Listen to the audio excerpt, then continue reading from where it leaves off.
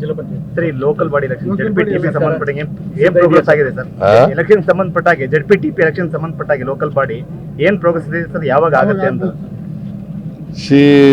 ಈಗ ಕೋರ್ಟ್ ಮುಂದೆ ಇದೆ. ಕೋರ್ಟ್ನವರು ಯಾವಾಗ ಹೇಳ್ತಾರೆ ಅವಾಗ ಮಾಡಕ್ ನಾವು ತಯಾರಾಗಿದ್ದೀವಿ ಮಾಡಕ್ಕೆ. In the mean while corporation, Bengaluru corporation election ಬರ್ತದೆ, ಬೇರೆ ಕಾರ್ಪೊರೇಷನ್ ಎಲೆಕ್ಷನ್ಗಳೆಲ್ಲ ಬರ್ತವೆ. ಈಗ ಒಂದೊಂದಾಗಿ ಮಾಡ್ಬೇಕಲ್ಲ ನಾವು. We are for elections. ಪ್ರಜಾಪ್ರಭುತ್ವ ಎಲೆಕ್ಷನ್ಗಳಿಂದಲೇ ಗಟ್ಟಿಯಾಗದು. ಸರ್ ಈಗ ಒಂದು ನಿಮಿಷ ಸರ್, ಈಗ ನೀವು ಒಂದು ಡಿನ್ನರ್ ಪಾರ್ಟಿನೂ ಕೂಡ ಶಾಸಕರಿಗೆ ಮಂತ್ರಿಗಳಿಗೆ ಏರ್ಪಡಿಸಿರುವಂತದ್ದು.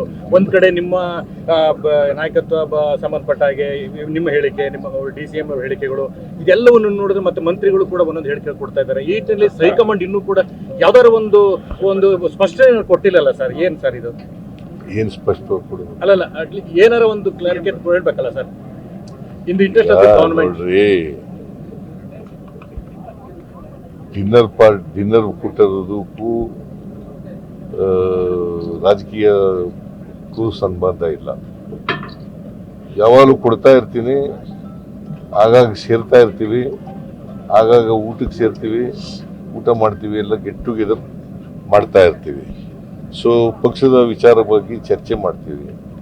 ಅದನ್ನು ಬಿಟ್ಟರೆ ಇದಕ್ಕೂ ಲೀಡರ್ಶಿಪ್ ಬದಲಾವಣೆಗೂ ಬೇರೆ ರಾಜಕೀಯ ವಿಚಾರಗಳು ಚರ್ಚೆ ಆಗಿಲ್ಲ. ಹೈಕಮಾಂಡ್ ಕೂಡ ಇದ್ರ ಬಗ್ಗೆ ಎಲ್ಲೋ ಮೌನ ವಹಿಸಿದೆ ಅನ್ಸುತ್ತೆ. ಹೈಕಮಾಂಡ್ ಈಗ they are concentrating on Bihar election. ಆಮೇಲೆ ನೋಡೋಣ ಅದನ್ನ ಏನ್ ಹೇಳ್ತಾರೆ ಹೈಕಮಾಂಡ್ ಅವ್ರು, ಏನ್ ಹೇಳ್ತಾರೆ ಅದನ್ನ ಮಾಡೋದು.